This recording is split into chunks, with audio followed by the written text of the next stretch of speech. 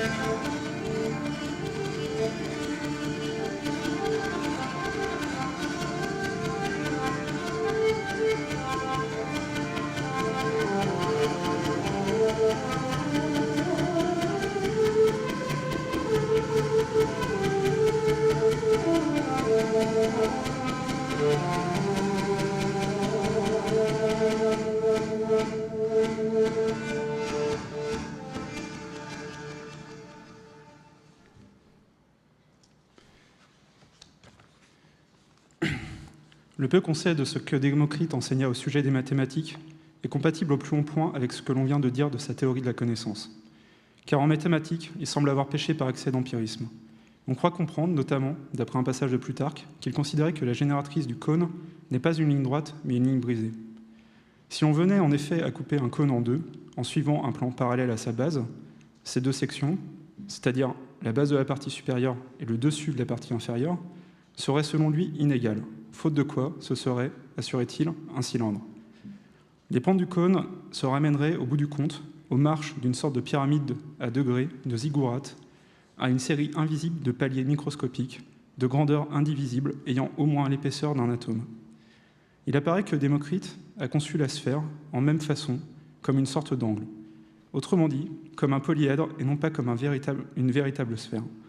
Et toujours d'après ces principes, une ligne qui semble courbe à l'œil nu est identifiable par la raison à une ligne brisée dont chaque point serait relié à celui qui le suit par un minuscule segment rectiligne. Oui, c'est marrant, rien ne marche en ligne droite avec les atomistes. Mardi 3 novembre, un oiseau transportant un morceau de pain a causé un court-circuit dans l'installation électrique extérieure qui alimente les secteurs 7-8 et 8-1 du LHC, le grand collisionneur de particules. Ceci a causé une interruption des systèmes cryogéniques du LHC. L'oiseau s'en est tiré, mais il a perdu son morceau de pain. Oui, on peut voir en cet oiseau un envoyé du futur. Un envoyé du futur, oui. Mais c'est ce que je me disais. Si on s'en tient strictement à la loi de causalité, ce qui arrive dans le futur ne peut évidemment pas influencer ce qui arrive avant. Mais c'est vrai que certaines prédispositions de ce genre sont quand même troublantes.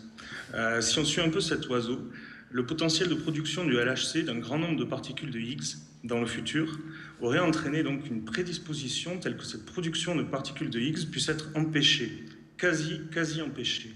L'oiseau passera cette fois-là à 2 doigts du passé. On peut de la même façon imaginer de telles influences du futur sur les constantes de couplage efficaces dans la théorie des univers bébés et dans certains modèles du principe de points multiples. Oui. En effet, même si nous constatons qu'il y a beaucoup de structures de passé qui continuent d'exister aujourd'hui au niveau de la pure physique, des structures simples existant dans le futur ne semblent pas préarranger le passé de sorte à ce qu'elles existent. Du coup, s'il y avait un préarrangement organisant les choses simples pour qu'elles existent dans le futur, on pourrait dire qu'il s'agit là d'un modèle pour un état initial, incluant un arrangement intégré pour l'avenir. Et parfois, on voit ce type de préarrangement se produire, mais on tente de l'expliquer par d'autres voies. Alors, par exemple, on peut voir une foule qui se réunit pour un concert. Tout d'abord, il va apparaître qu'il s'agit d'une structure simple déterminant le futur, donc un grand nombre de gens occupent un endroit spécifique, ce qui cause un préarrangement du passé. Donc, normalement, nous n'acceptons pas le phénomène selon lequel une foule attendant pour un concert puisse être l'effet de quelques mystérieuses lois physiques collectant les gens et les arrangeant peu de temps avant le concert afin qu'ils s'y rendent.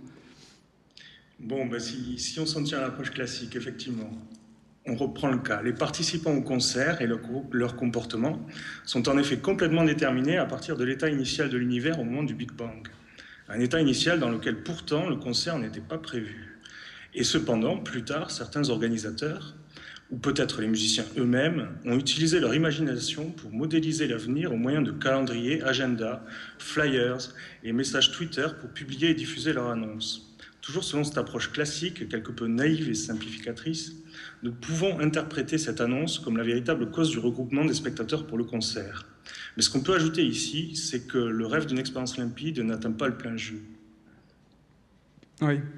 Donc le rassemblement lors du concert est dû à une connaissance pratique de l'équation du mouvement qui prévoit la possibilité des événements entièrement sur la base de l'équation du mouvement.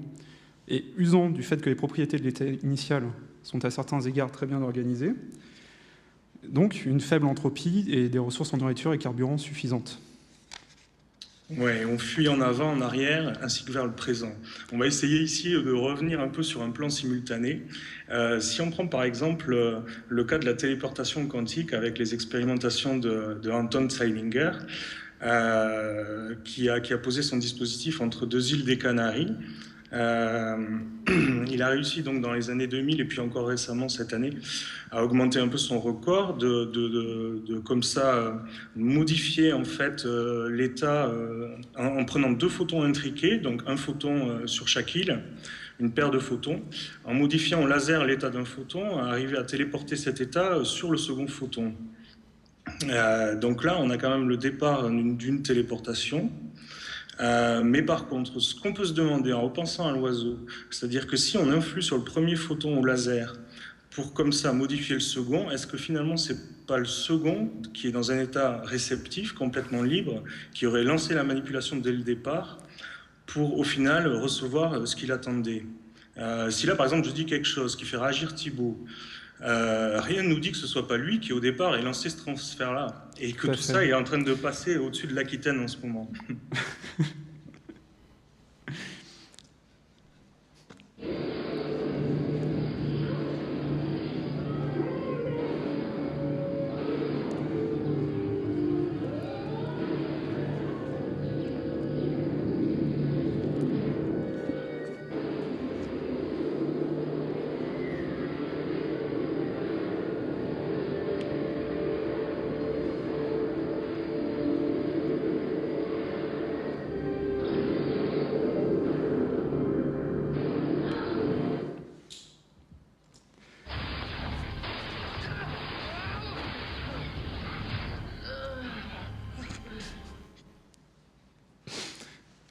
Oui, donc je voulais revenir aux atomistes antiques, justement par rapport à cette idée d'influence vers l'avant ou vers l'arrière dans le temps, parce que les atomistes antiques définissent aussi le vide et son importance.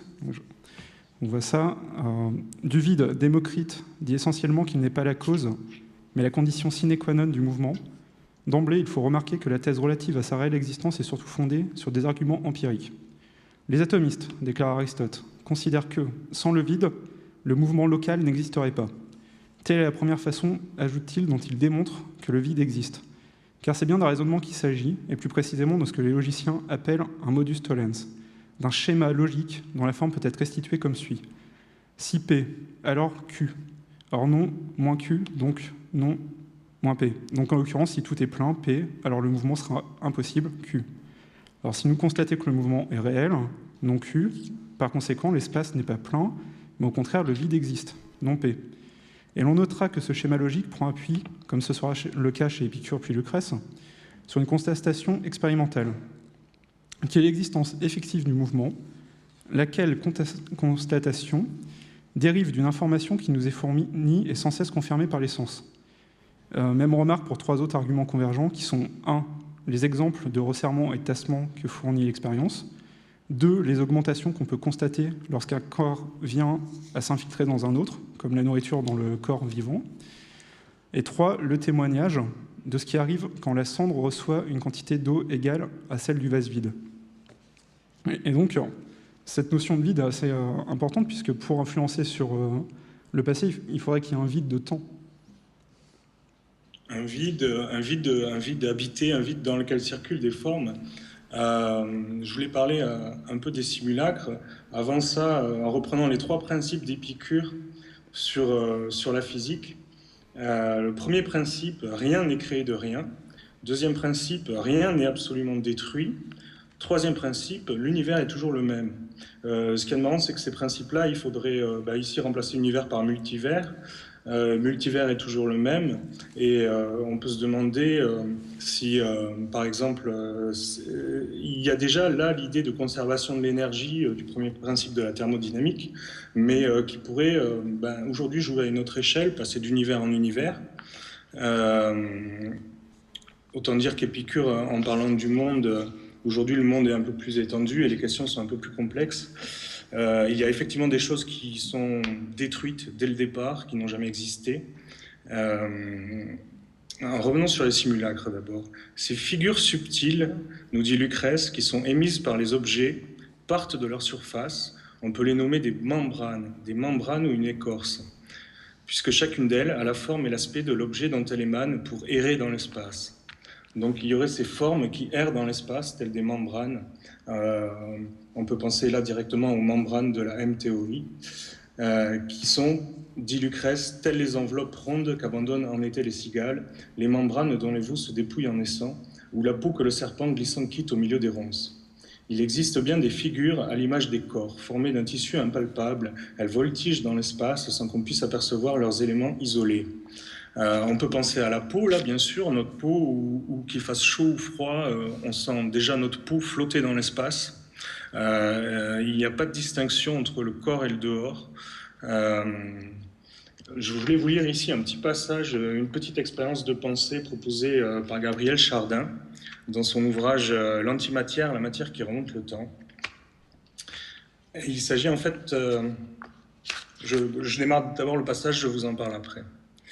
Dans le monde où le drame est en train de se produire, en ce début de matinée, la lumière du soleil éclaire la scène et permet aux caméras de filmer la collision. Celle-ci, libérant une énergie phénoménale, envoie des photons, particules de lumière, du lieu de l'explosion vers votre œil, renversant maintenant le sens du temps. La scène n'est plus observable et il nous est impossible de prévenir les habitants de l'autre monde. En effet, il ne suffit pas de passer le film à l'envers, avec un projecteur dont la lumière va de la scène vers votre œil. Il faut également renverser les flux d'énergie. Après ce renversement du temps, c'est maintenant votre corps et vos yeux qui émettent des photons. Ces grains de lumière vont maintenant se précipiter vers le soleil et la météorite, en train de se rassembler et de retrouver votre intégrité. Un deuxième exemple pourrait concerner le film sonore passé à l'envers d'un concert. Dans ce cas, les ondes sonores sont émises par les murs, les matériaux de la salle de concert et les oreilles des spectateurs et convergent vers les archets et les cuivres des instrumentistes. Ici, à Bellegarde, les murs sont remplis de tout ce qu'on raconte, de tout ce qu'on dit avec Thibaut, et nous revient via Skype, via nos lampes, générées par les murs votre présence. Il y a des simulacres avec Chardin et l'antimatière, on peut imaginer des simulacres qui marchent à sens inverse et commencer à penser des simulacres en plusieurs dimensions. Je voulais aussi parler pour continuer sur le mouvement, parce qu'en parlant des atomistes, on voulait envisager d'abord les atomes et puis le mouvement des atomes. On peut penser au Klinamen, qui est le premier choc de particules qui fait que le monde existe à partir d'atomes qui se sont collisionnés à un moment. Collision qu'on vise avec des supercordes un jour ou l'autre. Avant ça, revenons un peu sur le mouvement. et avec la psychologie du mouvement de Lucrèce, un passage sur le corps. Maintenant, comment pouvons-nous, quand nous le voulons, porter en avant nos pas et mouvoir diversement nos membres? Quelle est la force capable de déplacer le grand poids de notre corps? Premièrement, je dis que des simulacres de mouvement viennent frapper notre esprit, comme nous l'avons dit auparavant. De là naît la volition. Personne ne commence rien sans que l'esprit ait d'abord vu ce qu'il veut. Il a devant lui l'image de ce qu'il prévoit. Donc, quand l'esprit s'émeut de la volonté de marcher, il frappe aussitôt la force de l'âme qui est répartie dans tous les membres et tous les organes du corps. Cela est facile puisque l'un et l'autre sont liés. L'âme frappe à son tour le corps et ainsi, de proche en proche, s'agite et se meut toute la masse. Le mouvement du corps ici renvoie directement au principe anthropique en cosmologie, où on ne trouve que ce que l'on voit et l'esprit projette des simulacres vers lesquels on avance et à travers lesquels on va flotter. Il y a évidemment des micro-déchirures dans le tissu spatial si on observe ça à échelle quantique. Et si le temps d'ouverture ne permet pas à un corps de passer, on pourrait imaginer qu'un simulacre s'y insinuera sans problème. Donc pour continuer le début de cette dérive spatiale, je voulais revenir sur un passage clé qui est l'invention en fait des trous de verre par Kip Thorne, qui vient d'une histoire assez intéressante où Kip demande à un ami qui s'appelle Carl Sagan, qui est astrophysicien mais qui était en train d'écrire un livre à cette époque-là. Donc là, c'est Carl Sagan qui parle, qui dit à Kip « Désolé de te déranger, Kip, dit-il, mais je suis juste en train de terminer un roman sur les premiers contacts de l'humanité avec une civilisation extraterrestre. Et je suis inquiet. Je voudrais que tout ce qui est scientifique soit le plus exact possible. Et j'ai peur de m'être trompé en ce qui concerne la physique de la gravitation. Pourrais-tu y jeter un coup d'œil et me donner ton avis ?» Bien sûr, Kip, enthousiaste, dit « OK ». Là-dessus, il se lance avec sa famille en voiture à traverser la Californie et à lire le roman en route. Il dit « Le roman était bon, mais Carl avait effectivement un problème. Son héroïne, Eleanor Hathaway, plongeait dans un trou noir proche de la Terre, voyageait à travers l'hyperespace comme sur la figure 14.1, qui n'est certainement pas la figure que vous avez sous les yeux, et émergeait quelques heures plus tard près de l'étoile Vega, distante de 26 années-lumière. Carl, qui n'était pas un expert en relativité, ne connaissait pas le résultat des calculs de perturbation. Il était impossible de voyager depuis le cœur d'un trou noir jusqu'à un autre endroit de notre univers. Un trou noir est continuellement bombardé d'infimes fluctuations du vide et d'infimes quantités de rayonnement. En tombant dans le trou, ces fluctuations sont accélérées par sa gravité, acquièrent des énergies énormes et s'abattent en pluie explosive sur un tout petit espace, tunnel ou autre véhicule qu'on pourrait tenter d'utiliser pour voyager à travers l'hyperespace. Les calculs sont formels. Tout véhicule pour voyager dans l'hyperespace serait détruit par cette pluie explosive avant même de partir. Carl devait modifier son roman. Là-dessus, Kip ne s'arrête pas là et décide d'inventer les trous de verre, d'envisager de réels passages dans l'espace-temps à travers lesquels on pourrait circuler sans faire exploser notre véhicule spatial. La condition en fait de la réalisation d'un tel voyage tiendrait dans une espèce d'antigravité. Donc Kip Thorne se lance dans ses recherches sur l'antigravité, qui serait une gravité répulsive qui permettrait de maintenir ouvert un trou de verre juste le temps de s'y insinuer. Ensuite, bon, bien sûr, tout ça a soulevé pas mal de débats. On peut lutter sur la question. Les cosmologues se battent.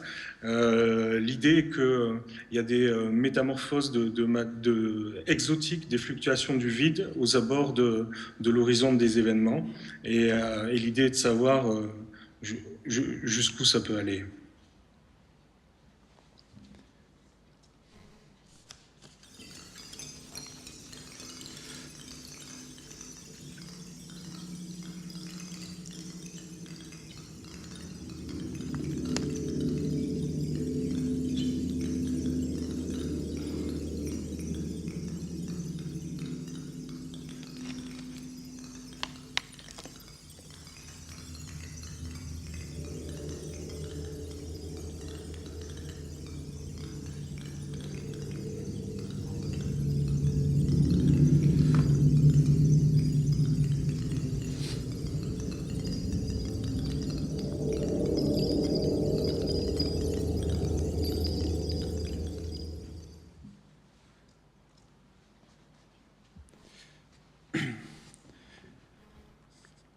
Il se tourna vers le sud et distingua une ligne de collines pas très éloignée.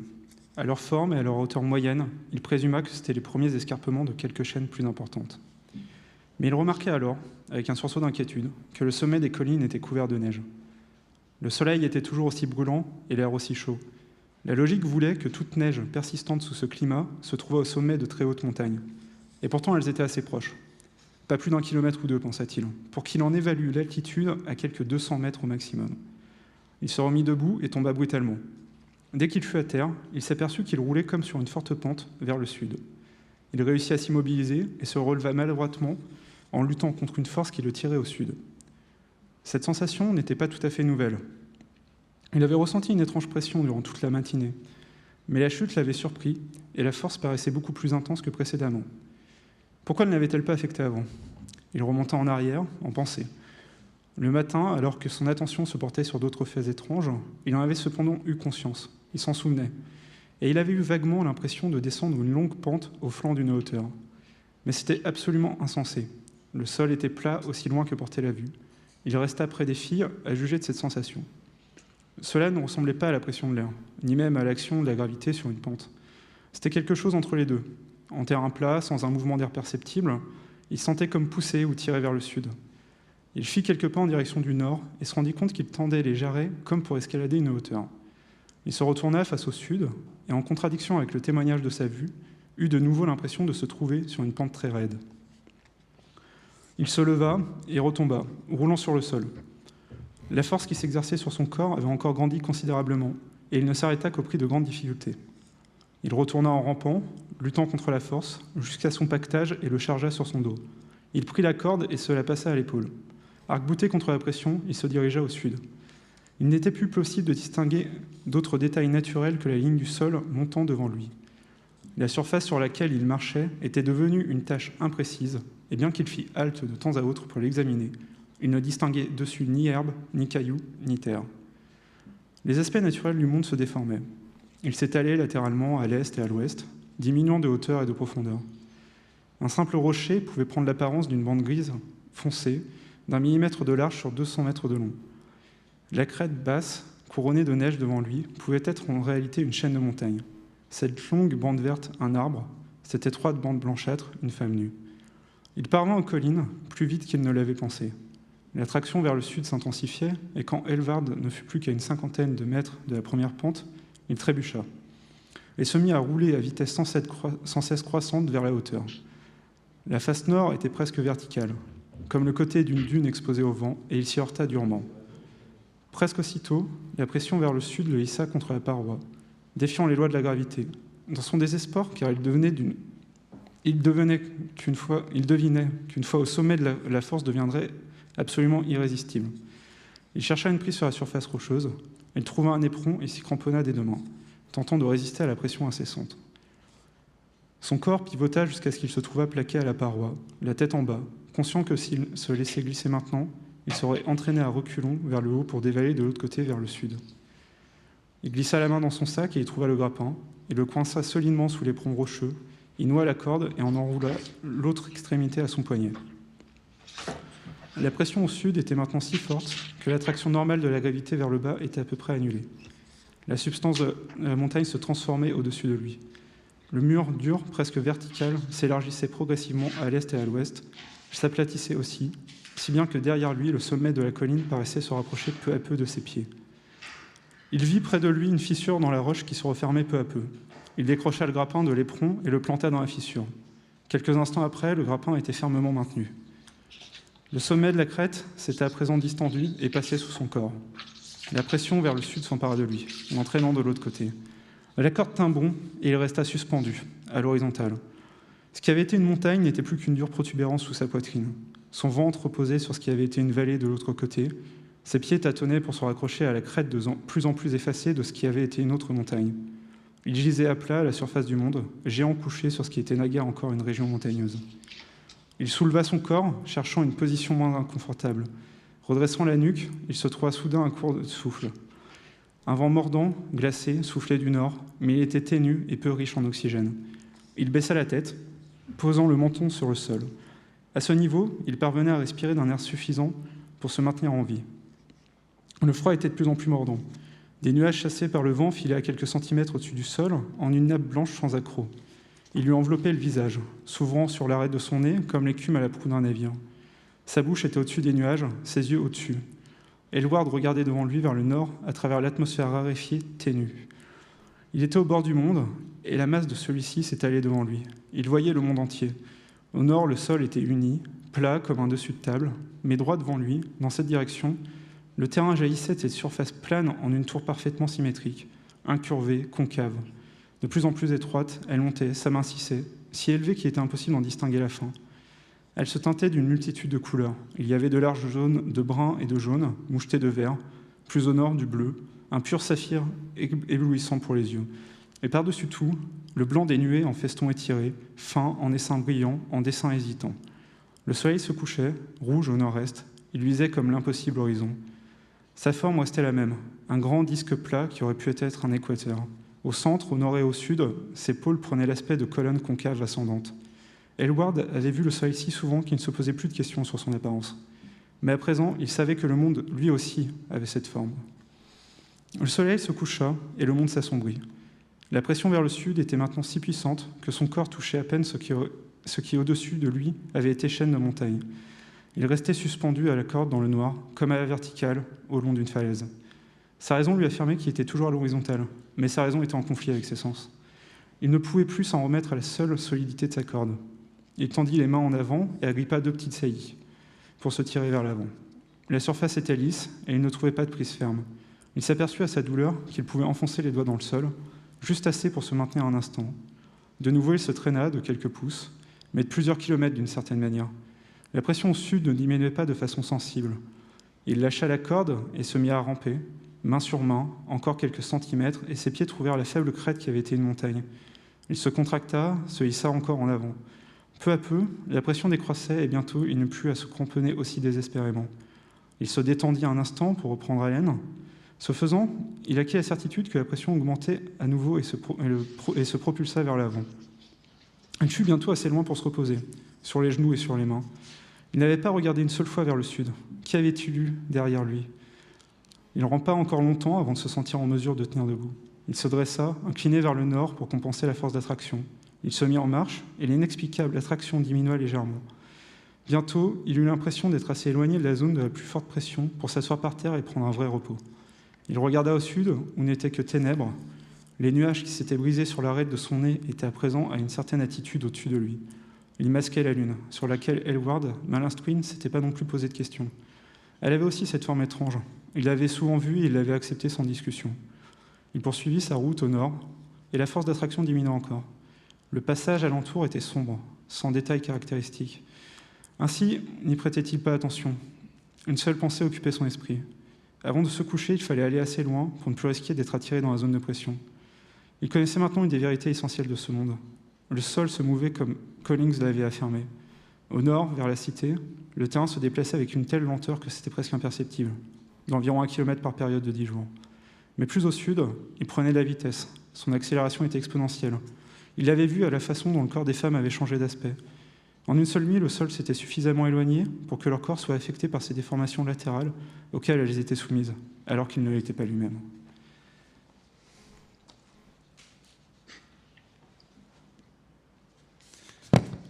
Pardon. Là, j'aimerais revenir sur Karl Schwarzschild, qui est un scientifique allemand. Donc, il a énoncé les lois du transport et de l'équilibre radiatif, du mouvement ellipsoïdal des étoiles et découvert la pression de la radiation. On lui doit les travaux sur la structure atomique et les rayonnements associés dont il identifie la nature quantique. De même, il identifie les lois d'interaction entre les champs magnétiques et la lumière et décrit les phénomènes de courbure des rayons lumineux au voisinage de points gravitationnels. Et il contribue ainsi à fonder la théorie du trou noir. Pendant la Première Guerre mondiale, il est engagé sur le front russe par l'armée allemande. Il sert en tant qu'artilleur et il découvre dans les comptes rendus de l'Académie de Prusse la formulation de la relativité générale d'Einstein. Donc aussitôt, il se met à chercher les conséquences que peuvent avoir ces lois sur la gravitation des étoiles. Et comme il serait très compliqué mathématiquement d'analyser une étoile en rotation ou une étoile non sphérique, il choisit de se limiter aux étoiles sphériques fixes, qui ne tournent pas. Il s'intéresse à décrire mathématiquement d'abord l'extérieur de l'étoile. Donc en quelques jours, il calcule tous les détails à partir des équations d'Einstein, donc la courbure de l'espace-temps à l'extérieur de n'importe quelle étoile sphérique qui ne tourne pas.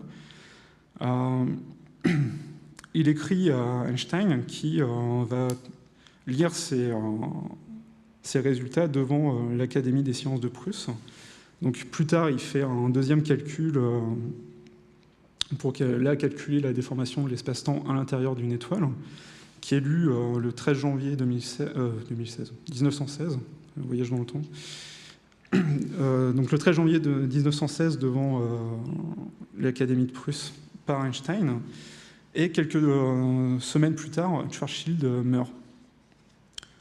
Avant que tu continues là, sur le travail de Schwarzschild, juste un mot qui me vient à l'esprit sur son nom. Ce qui est d'assez troublant là aussi, c'est, on va dire, un autre oiseau. Karl Schwarzschild en allemand, ça veut dire bouclier noir. C'est le Schild, le même que Schildkröte, la tortue. Donc bouclier noir ou bien enseigne noire. Enseigne comme enseigne un néon. Donc un néon noir qui est mort juste après la Première Guerre mondiale, dont tout le travail a servi à définir la géométrie qui sert à étudier les trous noirs.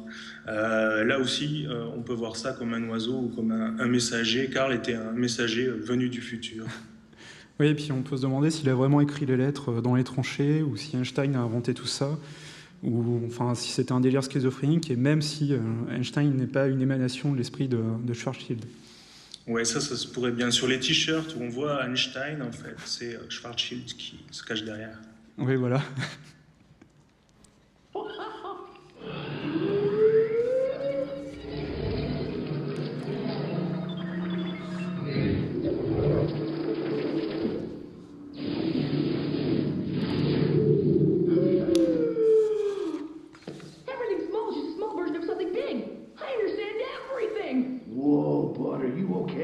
Oh, Jake, I'm better than okay. I know exactly how to impress the princess. More spit bubbles? No, those spit bubbles were as fragile as my old perception of reality. But wait, maybe you're onto something. I could show the princess bubbles the likes of which no one has ever seen. How will you do that? I'll start with a solid bulleted list.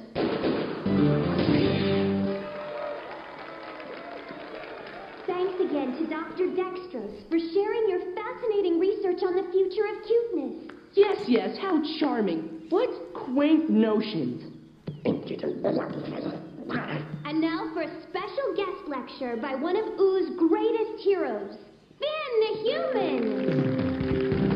Ladies and gentlemen, and princess, I'm here to talk about multi-dimensional bubbles. But I'm not just going to talk about blowing bubbles. I'm going to blow your mind. This is a bubble blower of my own design. With this, you can blow bubbles in different dimensions. This two-dimensional bubble casts a one-dimensional shadow. A three-dimensional bubble casts a two-dimensional shadow. A fourth-dimensional bubble casts a three-dimensional shadow. It is beyond comprehension! Beyond space! Beyond time! Finn, that would mean you created... Yes! A black hole!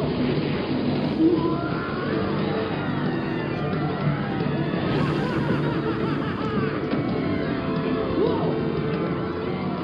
Finn, do something! It's okay. I'm sure the solution is on my bulleted list! Don't worry. I have everything under control. Under control? My guests are terrified! Yes! And their brains are releasing adrenaline, dopamine, even dimethyltryptamine from the pineal gland. It has serious educational value. Thanatophobia and this NDE is giving us euphoric altered awareness. Don't you see, princess? We were all born to die! You're trying to kill us all? No, of course not. I'm trying to give you the greatest conference ever! Finn, you've gone insane. What? What? No way. I'm like the smartest guy I knew, thanks to these glasses. Glasses? Finn, take those off. You're not yourself. But Please! I need the real you!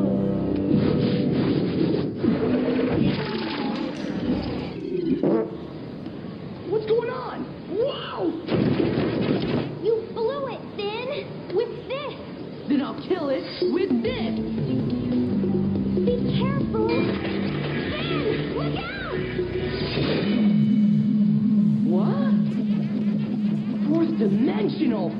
Jake, let me go! Finn, don't do anything stupid! I can't help it, man.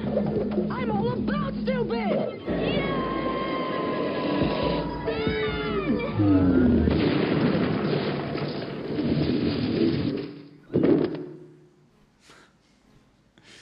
Alors, pour continuer, je voulais parler de Thomas Wright.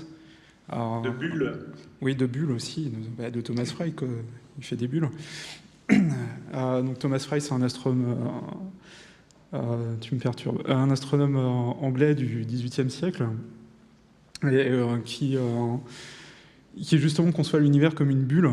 Donc sur la structure de l'univers, il pense que l'univers a la forme d'une mince enveloppe sphérique composée d'étoiles en orbite autour d'un point central invisible et de masse importante.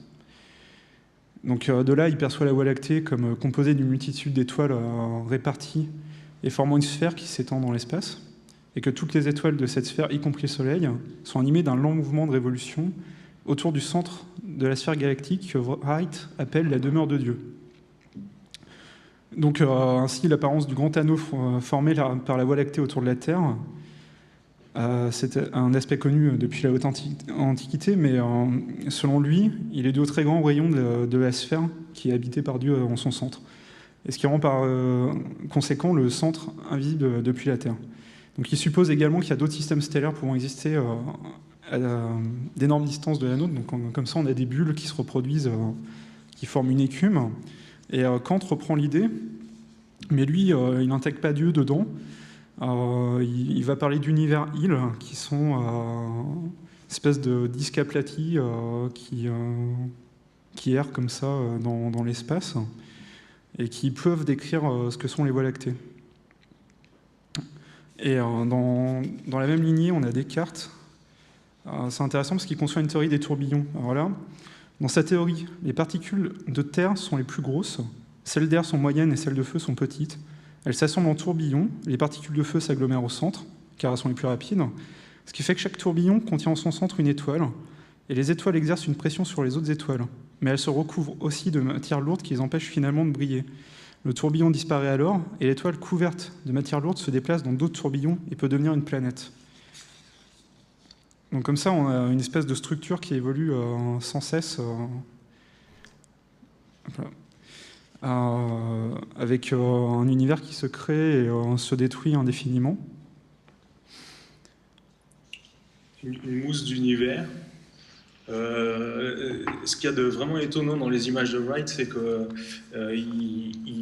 qu'il parle de la mousse d'univers. Là, je pense qu'il a été clairement influencé dans le passé par des contemporains comme Lind ou Vilenkin qui travaillent sur la mousse d'univers.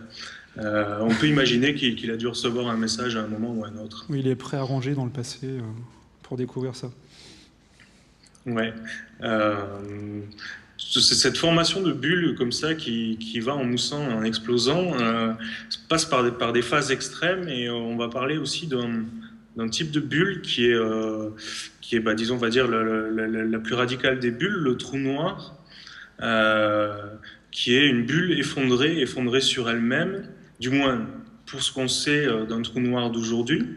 Là, Thibaut est en train de vous passer des schémas de Kip Thorne, dont j'ai parlé tout à l'heure, qui a travaillé sur les trous de verre. Il dessine ce qu'il projette en conférence. Pour un scientifique, c'est assez original. Donc ici, je pense que vous devez voir un trou noir, et quand il y a deux trous noirs aussi qui sont proches, ce qu'il y a d'intéressant, c'est qu'un trou noir à singularité, la matière telle qu'on la connaît cesse d'exister, le temps et l'espace cessent d'exister, mais quand deux trous noirs sont à côté, on voit des ondes gravitationnelles on imagine des ondes gravitationnelles se former. Donc, ce que l'espace et le temps et la matière, en cessant d'exister, génèrent des ondes, sont capables d'impacter le réel qui existe bel et bien. Donc, le non-existant impacte l'existant. On imagine au cœur de la singularité une espèce de mousse quantique. Les supercordes pourraient intervenir à cet endroit-là. Je pense que, je sais pas trop, mais qu'est-ce que t'en penses, Thibaut?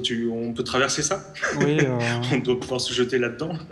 non, on peut imaginer que l'univers est contenu dans ce trou noir et que l'horizon des événements qui est là représente une limite temporelle, tout comme la singularité ici. Et donc du coup, les cordes pourraient traverser le trou noir de part et d'autre en passant par la singularité et l'horizon d'événements et nous permettre de remonter comme ça à travers l'histoire de notre univers, en supposant qu'en fait cet univers qui est contenu à l'intérieur du trou noir est une sorte de mappage d'informations des parois du trou noir lui-même. Tu veux rajouter un truc? Ouais, je voulais, tant qu'on est sur les trous noirs, parler d'un fragment de texte très rapide mais vraiment troublant de Jean-Pierre Luminet qui, pour continuer sur Schwarzschild, quand on parle en astrophysique du rayon de Schwarzschild, c'est le rayon critique en fait à partir duquel un objet dépendant de sa masse devient trou noir en s'effondrant. Et Luminet constate que en fait, si on calcule pour la taille de notre univers, la densité minimale pour que l'univers soit clos serait celle d'un trou noir de 10 puissance 23 masse solaire, dont le rayon atteindrait 40 milliards d'années-lumière. Or, dans l'univers observable, la plus grande distance parcourue par la lumière ne dépasse pas 15 milliards d'années-lumière. Cela signifierait donc que notre univers, du moins l'univers observable, se trouverait en dessous de son rayon de Schwarzschild. Autrement dit, nous vivons dans un trou noir. Un trou noir qui donc serait, on peut imaginer toute une typologie des trous noirs et là arriver à un autre type de trou noir parce que en pensant aux trous noirs qui sont à l'intérieur de notre univers avec des singularités là où la matière cesse d'exister, du moins tel qu'on l'imagine, notre univers serait donc une espèce de méga trou noir beaucoup plus grand avec une espèce d'agitation quantique au milieu dont nous participons.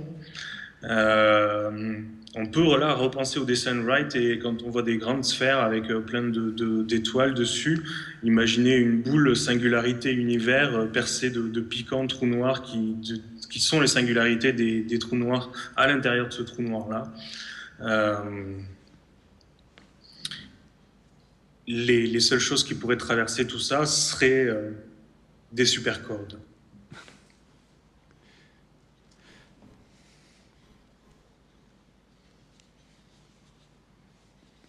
Oui.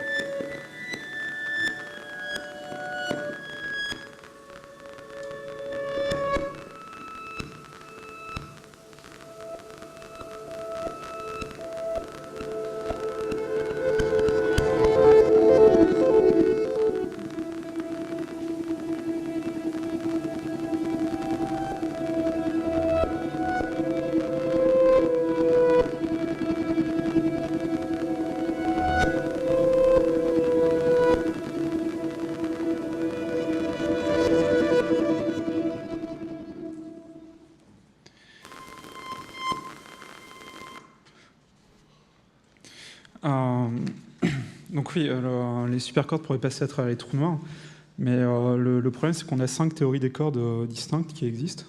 Donc c'est un peu le problème dans toute la physique, qu'elle soit quantique, des cordes, ou ainsi de suite, c'est qu'on a un ensemble de théories qui s'accordent pas entre elles et qu'on a du mal à unifier. Donc il y a des tentatives, il y a ce qu'on appelle la théorie du tout, qu'on appelle aussi superforce. Donc, d'ailleurs, c'est une expression qui est inventée par Stanislas Lem, l'écrivain soviétique, qui invente cette expression, donc théorie du tout, pour se moquer des théories farfelues d'un des savants qui est un des personnages de ses romans. il y a Stephen Hawking qui fait un premier pas dans le sens de cette théorie du tout, en montrant qu'au niveau quantique, une particule peut s'échapper d'un trou noir par effet tunnel. Et donc ça vient confirmer la singularité de distorsion de l'espace-temps qui est prédite par la théorie de la relativité générale. Mais au-delà de ça, pour unir les théories des cordes, on a Edward Witten qui, avec sa fameuse théorie M, qui est censée tout résoudre, et combiner les 5 théories. Le problème, c'est qu'il appelle sa théorie M, mais on ne sait pas ce que veut dire M. Donc il y a plusieurs suppositions. Donc on a le choix entre mystérieuse, mystique, M pour mère, pour matrice, pour Murky, Michio Kaku, un autre physicien, ou master. Et là, dans le cadre de ce qu'on essaye de faire, peut-être qu'il est intéressant de prendre le M pour magique. Donc finalement, qu'est-ce que pourrait être une théorie magique et comment on pourrait l'intégrer à notre pensée pour construire notre accélérateur. Je ne sais pas ce que tu en penses. Une théorie magique, moi je suis partant. La M-théorie, c'est les membranes magiques, c'est des simulacres magiques qui sont capables d'aller à l'envers. Et tout ça flotte dans un univers en cherchant à unifier quelque chose. Et en même temps, en pensant oui, à l'incertitude de la physique quantique, au unsicher, ungenau, unbestimmt, on pourrait inventer un U-principle qui serait une espèce de para-théorie du tout, pour donner un peu de marge à cette théorie, lui donner un espace encore un peu plus décalé dans lequel avancer. Ici, avec un U-principle qui serait uncertainty, ultimate, unknown, unique, unstable, unpredictable, unreal, unborn, unconventional, unbelievable, unspeakable, underlying, überlying, unified, unfold, universe, ubiquitous, UFO, until, U-turn, undo, U-turn, undo, ce qui nous ramène un peu à une façon de circuler dans le temps.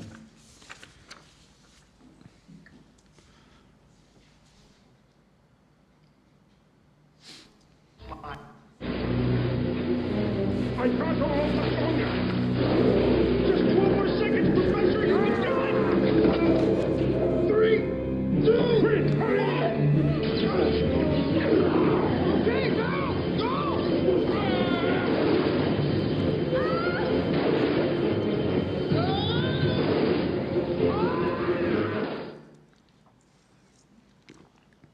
Bon, après ce saut, j'ai tenté d'établir une liste de ce qu'il nous faudrait pour construire notre accélérateur de supercorde. Donc je vais te soumettre, hein, c'est provisoire. Et puis c'est assez large pour qu'on ait des choix de matériaux quand même. Donc j'ai des incantations, des sujets humains, un générateur warp, de l'eau, un soleil, des lampes de poche, des équations, un supercalculateur, la superforce, une station spatiale, des produits dopants ou psychotropes, au choix, ce qu'on préfère, un modulateur de fréquence, des pouvoirs psychiques, des méditations aussi, des machines capables de reproduire des ondes comme les ondes alpha, ça pourrait être intéressant, et peut-être de quoi synthétiser aussi des cerveaux humains. Oui, je crois que c'est à peu près tout ce qu'il nous faut. Après, on a quand même pas mal de choses qu'on découvrira en route. Si déjà on se met à utiliser tout ça, on peut rajouter de grandes randonnées à travers des lianes pour commencer à méditer ces supercordes et à sentir que rien ne se fera dans le bâti, que si le LHC est bâti pour collider des particules, pour un collisionneur de supercordes, rien ne se fera dans le fixe et ni dans le bâti, tout flottera et ce sera une histoire de kairos ou de conjecture spatio-temporelle, quoi. Là-dessus, peut-être on peut imaginer une dérive. Oui, et puis surtout au-delà du point de vue objectif scientifique, il y a aussi intégrer une part subjective et se demander comment subjectivement on peut envisager de percevoir au-delà du réel en fait.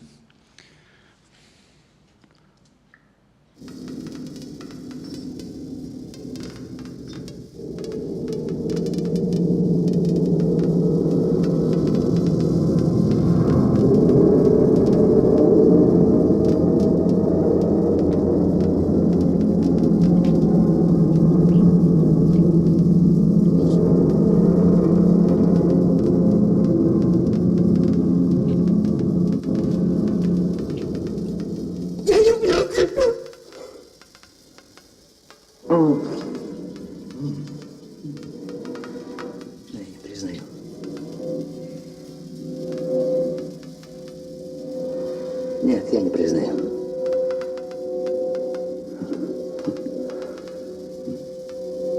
То, что не составляет необходимости для нашей жизни, то вредит ей. Нет, не вредит.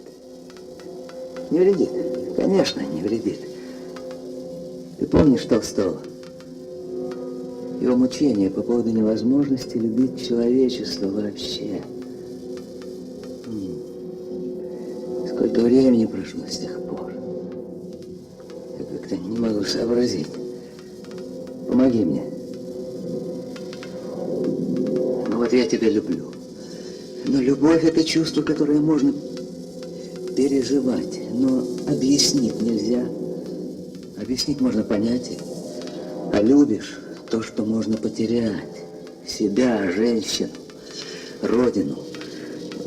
До сегодняшнего дня человечество, земля были попросту недоступны для любви. Ты понимаешь, о чем я знал? Нас ведь так мало. Всего несколько миллиардов. Горстка. А может быть, мы вообще только для того, чтобы впервые ощутить людей как повод для любви.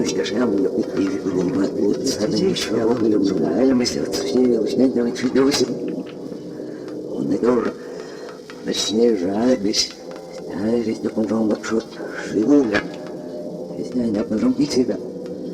А зеленый тебя. А что вы живете, не будете рунду. Слушайте, болен. Были бы не слабшие. Ты деревня, Женя, мигом, ты деревня. Не зарвашь, вам нет тебя. Они, их уже от меня и жаржаны. И цуми бяхмай, я льваться с ней жжет.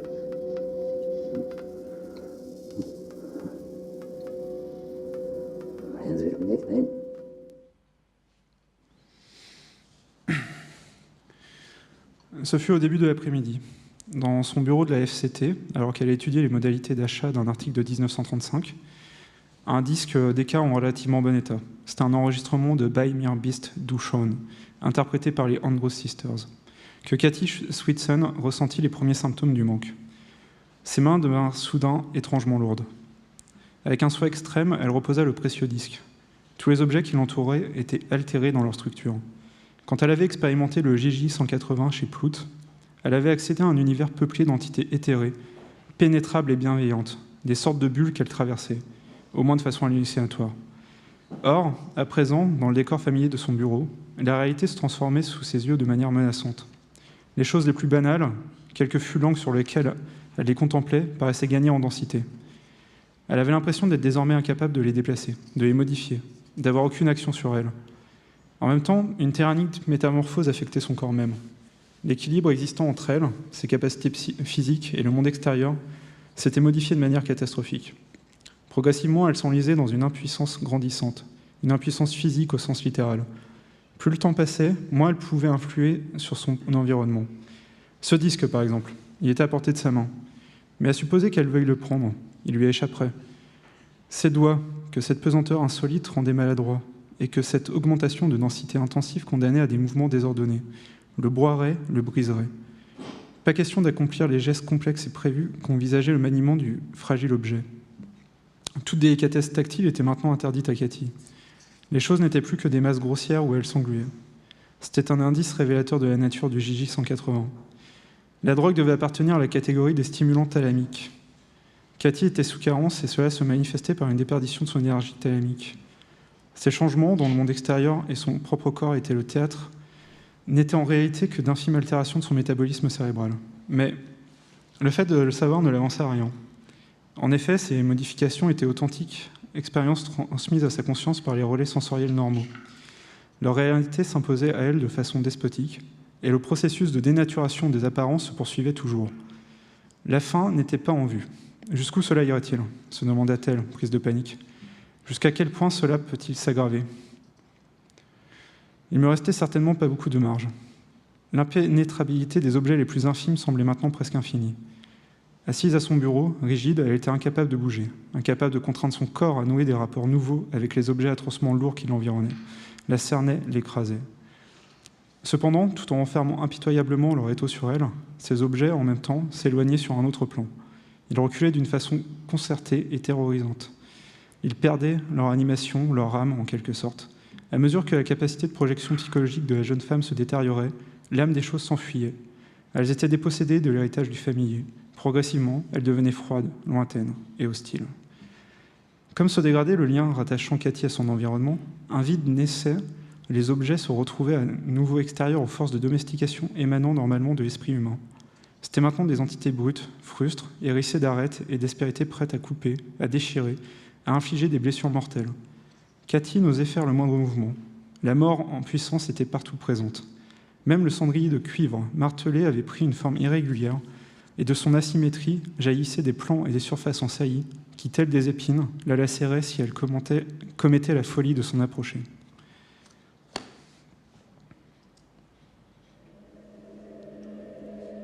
Seul, le ralentissement est possible. Expérience 5, deuxième série. Cette fois, enthousiasme immédiat. Sans réserve qui m'emporte, me soulève, sans que je me rende compte aussitôt à quel point. Hochant machinalement les doigts de mon visage, je sens avec émotion la présence des cordes, qui m'apprend qu'elle et moi sommes ensemble à la lecture.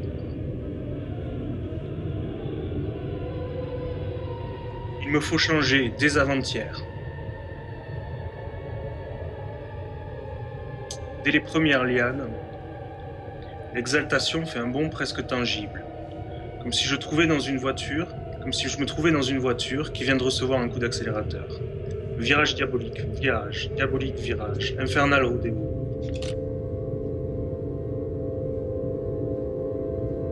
Je vois l'innommable.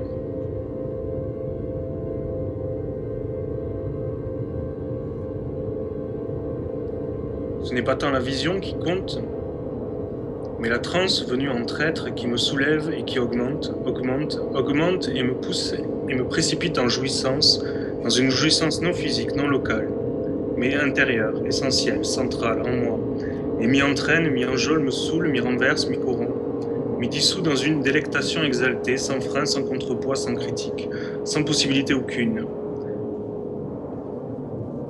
Le multivers entier paraît ressentir un plaisir extraordinaire. Les yeux se noient, les membres se noient, les êtres se noient. Orgasme cosmologique. Brisement, jouissance, précipitiel en avalanche, cataclysme de délectation.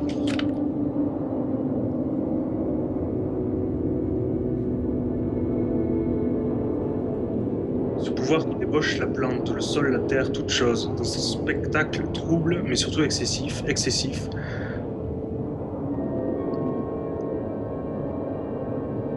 dénouement du vouloir. Son immensité, sa rapidité, sa répétition affolante, ses courants secrets, ses dévastations dans le multiversel ne se comparent à rien. Séduit tout succombe et sombre, entraîné dans un flux sans fin, semblable à une dislocation, à un tremblement de terre.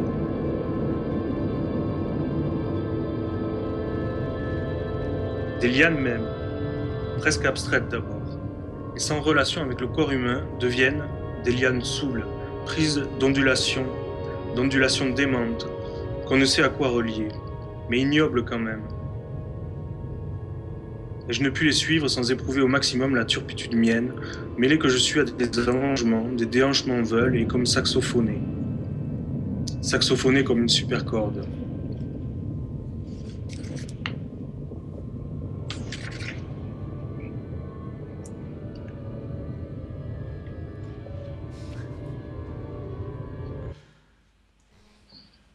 Je vais enchaîner cette promenade à travers les lianes en commençant par un petit poème taoïste de Su Cho, un petit poème qui s'appelle « Randonnée à travers les membranes magiques ».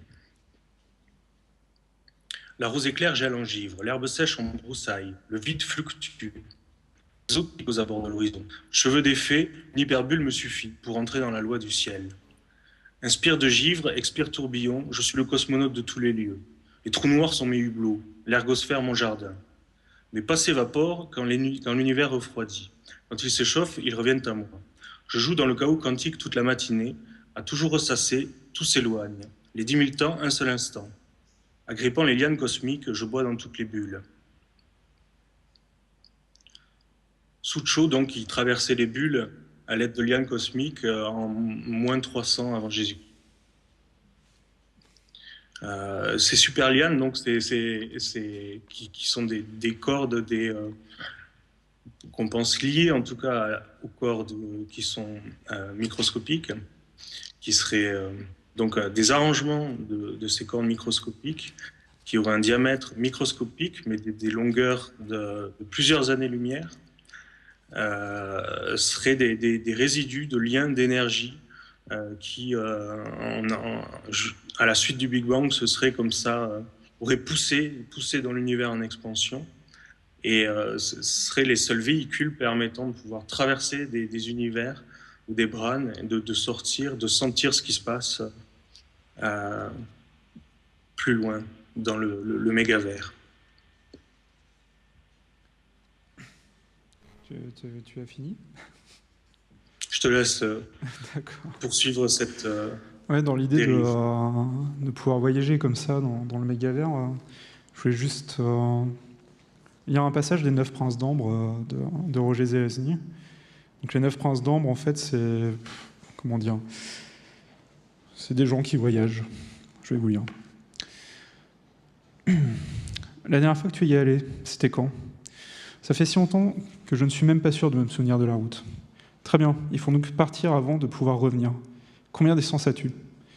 3 quarts de réservoir. Alors tourne à gauche au croisement, on verra bien ce qui se passera. J'obéis. À mesure que nous roulions, les trottoirs se mirent à scintiller. Nous roulions toujours. Je me demandais ce qui se passait. Le ciel avait repris une teinte verdâtre qui se nuançait jusqu'au rose. Je me mordis les lèvres pour m'empêcher de poser des questions. Nous sommes passés sous un pont. De l'autre côté, le ciel avait repris sa couleur normale, mais il y avait des moulins à vent partout, de grands moulins à vent jaunes. Ne t'en fais pas, dit-il rapidement, ça pourrait être pire. Je remarquais que les gens que nous dépassions étaient étrangement vêtus et que la route était pavée de briques. Tourne à droite. Je tournais. Des nuages violets couvrirent le ciel. Il se mit à pleuvoir. Un éclair zébra le ciel. Les nuages grondèrent au-dessus de nous. Les essuie-glaces marchaient à plein régime, mais sans grande efficacité. J'allumai les codes et ralentis. J'aurais juré avoir croisé un homme à cheval qui galopait en sens inverse, vêtu de gris, le col relevé, la tête baissée pour se préserver de la pluie. Puis les nuages se dissipèrent et nous nous sommes retrouvés le long de la mer. Des vagues gigantesques se soulevaient, rasées par des mouettes. La pluie avait cessé. J'arrêtai les essuie-glaces et j'éteignis les phares. La route était goudronnée, mais je ne reconnaissais pas du tout la région. Dans mon rétroviseur, je n'apercevais aucune trace de la ville que nous venions de quitter. Nous sommes passés soudain devant un gibet où pendait un squelette qui se balançait au gré du vent. J'ai agrippé le volant avec force. Random continuait de fumer en regardant par la portière. La route quitta la côte pour s'enrouler autour d'une colline. Une plaine grasse et sans arbres s'étendait à notre droite, et une série de collines de plus en plus hautes s'élevait à notre gauche. Le ciel était sombre, d'un bleu luisant, comme un bassin profond et propre, abrité et ombragé. Je ne me souvenais pas d'avoir vu un ciel pareil. Random ouvrit sa fenêtre pour jeter son mégot. Un vent glacial s'engouffra à l'intérieur de la voiture. Un vent qui avait l'odeur de la mer, salée et forte. Que se passait-il? Je savais qu'il était, d'une certaine façon, responsable des changements exotiques qui se produisaient autour de nous. Mais je n'arrivais pas à comprendre comment il le faisait, ni où il nous conduisait. Il fallait absolument que je découvre son secret, mais je ne pouvais pas lui demander aussi simplement. Il comprendrait tout et je serais à sa merci. En apparence, il se contentait de fumer et de regarder devant lui. En haut de la route, nous avons débouché sur un désert bleu. Au-dessus de nous scintillait un soleil rose. Dans le rétroviseur, j'apercevais des kilomètres de désert. Pas mal son truc. Le moteur se mit à tousser, à gronder, puis se calma et recommença sa petite performance. Le volant changea de forme entre mes mains. Il se transforma en croissant. Le siège sembla s'éloigner, la voiture devenir plus basse, le pare-brise plus oblique. Je ne dis rien, même lorsque se leva une tempête de sable lavande. Quand elle s'arrêta, je sursautai. À 1 kilomètre environ devant nous, il y avait un embouteillage monstre. Une file de voitures parfaitement immobiles qui klaxonnaient à qui mieux mieux. Ralentis, dit Random, c'est le premier obstacle. J'obéis. Une nouvelle rafale de sable s'abattit sur nous. Avant même que j'aie eu le temps d'allumer mes feux, elle disparut. Je clignai des yeux plusieurs fois. Plus de voitures, plus de klaxons. La route scintillait comme les trottoirs de tout à l'heure. J'entendis Random qui maudissait dans sa barbe quelqu'un ou quelque chose. Je le regardais. Petit, l'air chétif, il aurait pu mourir aussi facilement que moi la veille au soir. Quel pouvoir détenait-il? Que signifiaient ces paroles à propos d'ombre? Ou, quel que soit, je sentais que nous étions en train d'évoluer au milieu d'elle. Comment? Grâce à quelque chose que faisait Random? Comme il avait l'air d'être physiquement au repos et qu'il ne cachait pas ses mains, je compris que c'était quelque chose qu'il faisait mentalement. Mais quoi, encore une fois? Il avait parlé d'ajouter et de soustraire, comme si l'univers dans lequel il se déplaçait n'était qu'une équation. Je compris avec une douce certitude qu'il ajoutait et soustrayait certains éléments du monde visible qui nous entourait pour nous rapprocher de plus en plus de ce lieu étrange appelé Ambre, pour lequel il résolvait la dite équation. J'avais su le faire autrefois. La clé de cette énigme, je le compris en un éclair, c'était le souvenir d'Ambre. Mais je n'avais aucun souvenir. Disons que on peut imaginer que vous vous retrouvez dans la vallée occidentale. Vous pourriez aussi bien jeter la branche de votre fonction d'onde, c'est-à-dire votre fonction d'onde, la fonction qui définit votre densité de probabilité de présence. Vous pourriez donc jeter cette branche de votre fonction d'onde qui correspond à la vallée orientale. Elle n'a aucun intérêt pour votre avenir. Patientez encore un peu. Patientez encore un peu. Et si vous avez la chance, une bulle de vie agréable se déroulant dans la vallée Shangri-La pourrait vous avaler. Ça, c'est Leonard Susskind qui parle des univers bulles qui ont été pensés donc par deux Russes, Alex Vilenkin et Andrei Lind, qui ont travaillé sur l'inflation cosmique à partir des années 70-80 et qui sont arrivés à ce modèle de mousse d'univers qui aujourd'hui rejoint aussi d'autres champs, c'est-à-dire la théorie des cordes ou l'étude de l'énergie noire. Et ça veut dire que différents astrophysiciens et cosmologues qui sont d'habitude dans des champs différents se retrouvent à étudier ces modèles-là. Ce sont des Russes, ça c'est marrant parce que les premières études sur l'inflation ont été menées par Alan Guth aux États-Unis et puis sont passées à la trappe. Et ce sont deux Russes qui ont réactivé la chose. Notamment Lind en disant je suis allé dans ma chambre d'hôtel un jour en déplacement pour une conférence et en allant pisser dans sa chambre d'hôtel ça moussait excessivement et d'un coup il s'est dit je sais comment les univers se produisent, ça doit être en bullant, en moussant complètement dans un flux chaotique, ce qui donnera donc l'inflation chaotique éternelle qui par ailleurs est complètement calculée. On peut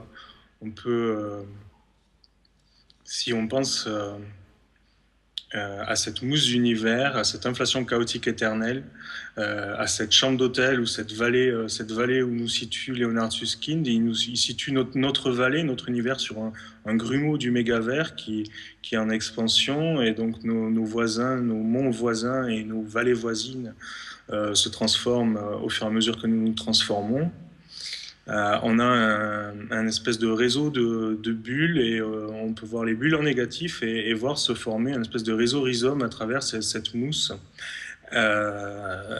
Réseau rhizome de mousse, d'écume, percé de lianes d'énergie qui sont les supercordes et qui traversent tout ça. Ici, on peut en pensant à certaines choses anciennes qui se sont dites sur le rhizome, que chaque point d'un rhizome active n'importe quel autre point du rhizome, et en tout cas du moins est connecté avec n'importe quel autre point, et doit l'être. On peut se dire qu'on a quand même un système de connexion à travers ces lianes d'énergie qui peut permettre une connexion multiverselle. Ce qui fait penser aussi à l'école Yogasara qui a développé la pensée de l'Alaya Vijnana, qui désigne une espèce de réservoir, Alaya comme dans Himalaya, réservoir des neiges, un réservoir de la conscience qui serait en fait une espèce de fond cosmique de la conscience qui serait modifié par n'importe quel esprit et qui en même temps le nourrirait. Cette école du bouddhisme qui s'est opposée un certain temps à l'école de la réalité pure, eux étant plus dans l'imaginaire abstrait, a été là aussi, je pense, influencé par Leonard Susskind et tous les Californiens d'aujourd'hui. Oui, les Russes sont aussi assez forts pour trouver un tas de théories. Car je ne sais pas si tu as vu ce communiqué comme quoi une hypothèse cosmologique qui substitue à la théorie du Big Bang a été formulée par des savants russes du Centre astrospatial de l'Institut de la physique. Donc l'hypothèse a été formulée après que les théoriciens aient pénétré de l'autre côté d'un trou noir. Alors bien sûr, c'est pas forcément possible, mais ils ont construit un modèle mathématique de passage des photons à travers ces zones, là où les lois de la théorie de la relativité classique sont inapplicables. La théorie d'après laquelle notre univers est né d'une singularité suite au Big Bang, du coup, elle domine jusqu'à aujourd'hui, mais elle fournit aucune réponse à la question de savoir ce qui a précédé le Big Bang et ce qui l'a provoqué. C'est les mêmes questions que se posent Vilenkin et Lind qui de suite se sont dit le Big Bang, mais pourquoi? C'est juste une étincelle. Une étincelle, c'est forcément une étincelle parmi une multitude d'étincelles. Des étincelles donnant des choses, d'autres non. Des bulles éclatant, comme d'autres gonflant trop vite ou implosant trop rapidement. Ouais. On peut imaginer, en continuant là-dessus, deux pièces contiguës séparées par une porte, on ne sait pas ce qui se passe de l'autre côté. Ceux qui se trouvent là-bas ignorent aussi ce qui se passe ici. On peut imaginer qu'il est impossible d'ouvrir la porte, peut-être faire des trous, essayer de voir à travers en poursuivant ce fil des lianes et des cordes qui serait on peut imaginer le seul véhicule ascenseur moyen de traverser des univers. Oui. Et du coup, tu voulais pas parler d'Anaximandre aussi je sais plus. Anaximandre aussi a été influencé par Vilenkin et Lind. Anaximandre qui parlait, lui, de mouvement éternel. Donc là, on retrouve clairement l'inflation chaotique éternelle d'Andrei Lind. Donc Anaximandre qui parlait de mouvements éternels, d'apokrysis et d'écrysis qui sont éjection et séparation, qui sont les phénomènes et les mécanismes qui produisent des mondes. Donc il dit que la nature est animée d'un mouvement éternel et que l'effet de ce mouvement sur l'infini produirait une séparation ou une éjection.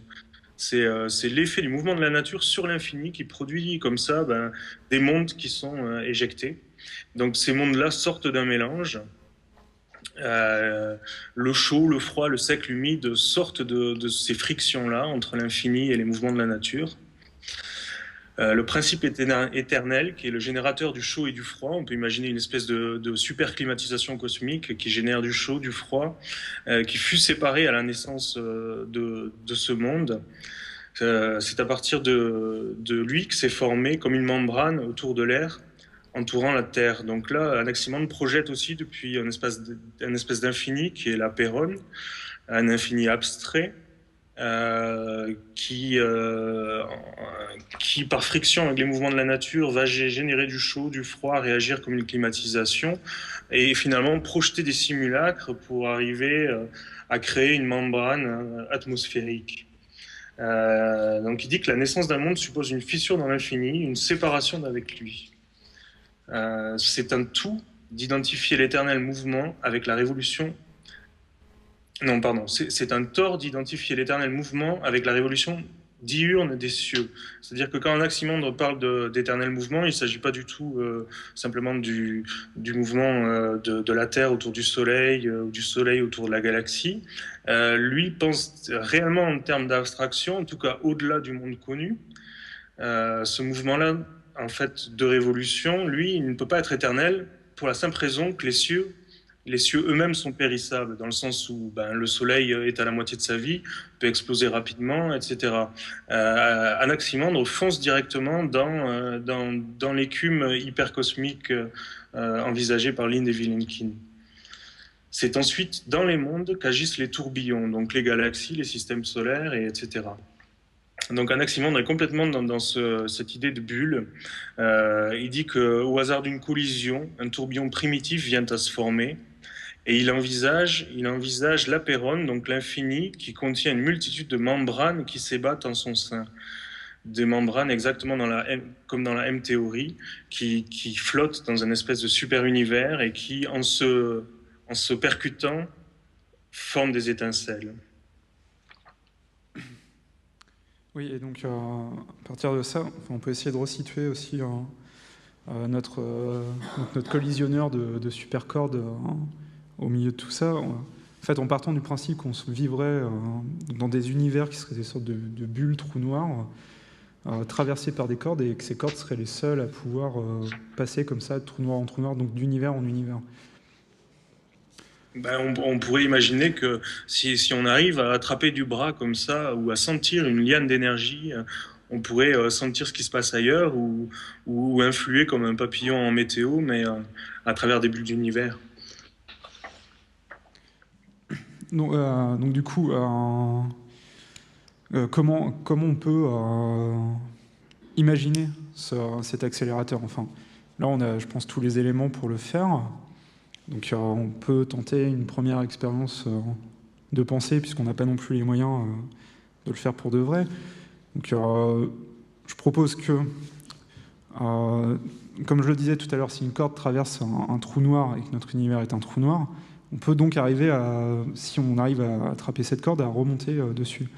Et si cette corde est une boucle, on peut ainsi remonter et revenir indéfiniment à travers le temps et l'espace.